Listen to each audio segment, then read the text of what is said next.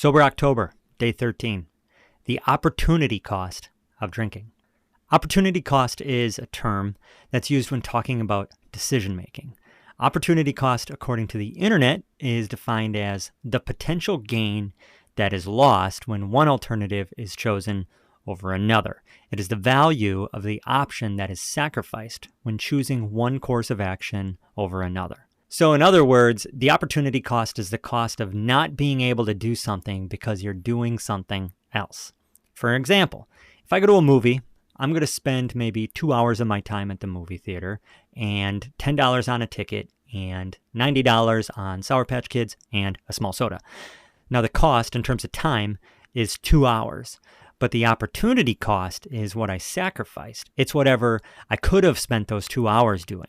Maybe reading, catching up with a friend, writing, editing content, going for a run, whatever. Also, it clearly cost me $100.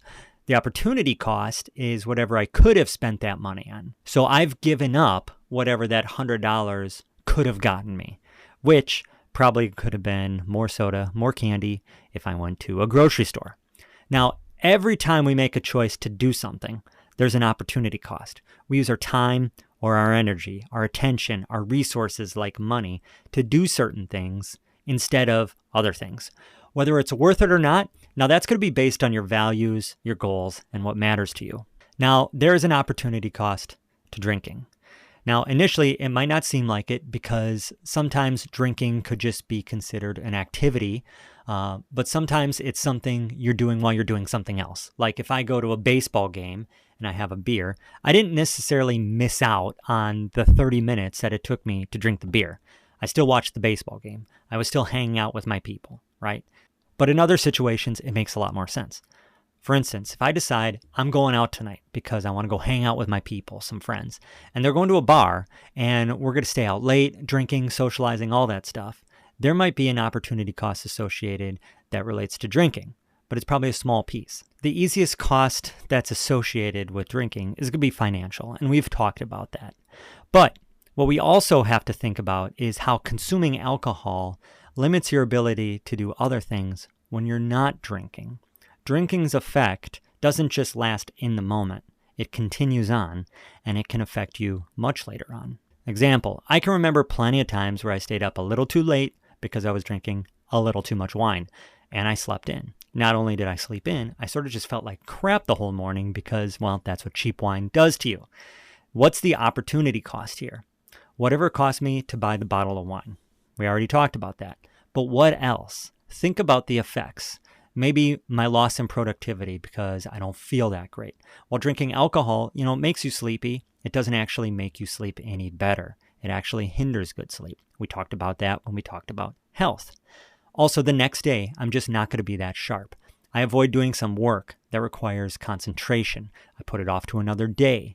I come home from work feeling off, and I avoid any real activity or being present with my kids. I sort of just sit on the couch, scroll my phone, yada, yada, yada. You get the picture.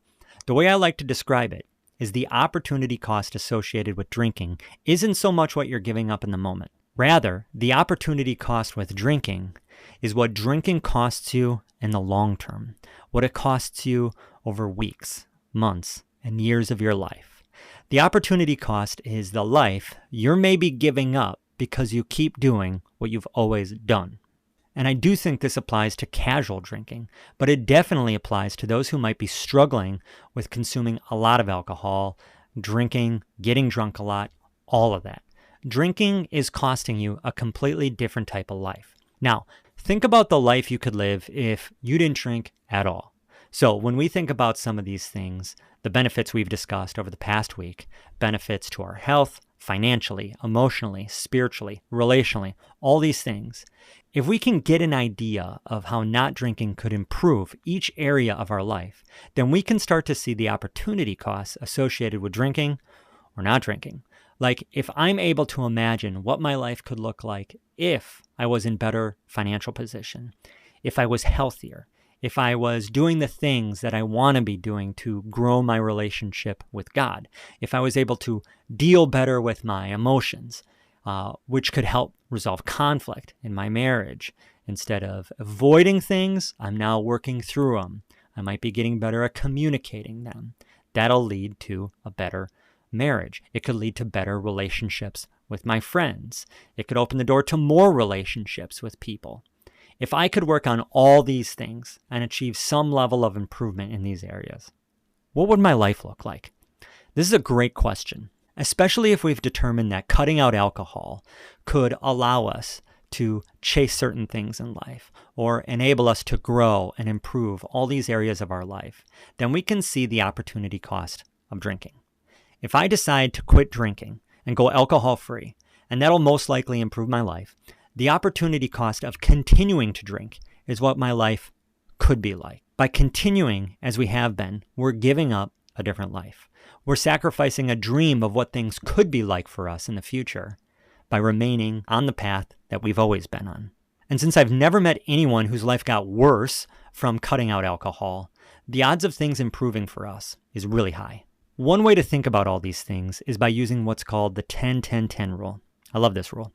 It helps us see the opportunity cost beyond how we feel in the moment, which often clouds our judgment by getting us to imagine how our decisions affect us in the long term. So here's what you do. You ask yourself, if I make a specific decision, how will I feel about this in 10 minutes, 10 months, 10 years? If I decide to go to the movies, I get the movie experience, I get the soda, I get the candy. If I do that instead of reading, well, in 10 minutes, I'm probably going to feel more entertained and experience a little bit of that sugary goodness. Short term, I feel fine. Might even feel like that was a good choice. If I always choose movies and spending my money on soda and candy instead of reading, well, in 10 months, I'm probably going to have a little bit of regret. And in 10 years, I'm probably going to have a lot of regret and maybe some fillings. Now let's talk about drinking. Now, if I make the decision to stop drinking or to not drink, avoid it during triggering times, say when you're anxious or you're stressed, how am I going to feel in 10 minutes? Well, if we're stressed, we're probably still going to feel stressed. If we're anxious, we might still feel anxious. If we're bored, we might still feel bored, especially if I haven't developed ways to cope outside of drinking. And if we're around others who are drinking, we might feel awkward or left out or like we have to explain ourselves or something like that. That's how I feel. In the short term, choosing not to drink is usually harder because it goes against the grain of societal norms, and it's also uncomfortable because we can't dampen or numb or escape anything we might be feeling in the moment. In 10 minutes, things aren't going to feel better if we don't drink, not usually. But if we keep at it, in 10 months, things could start to look very different in your life. And in 10 years, you'll probably be a very different person. I'm not quite at 10 years, but I can tell you, because I went alcohol-free years ago, my life is very, very different. And that helps me make the hard choices in the present, because I know I've experienced the benefit, the opportunity cost of not drinking. I've tasted it, pun intended. So what about you? What's the opportunity cost if you decide to go back to whatever old habits and ways you had until now? What could your life look like next August, 10 months from now, if you gave up drinking? What goals could you be pursuing? What dreams could you be chasing and working towards? What could be done by then?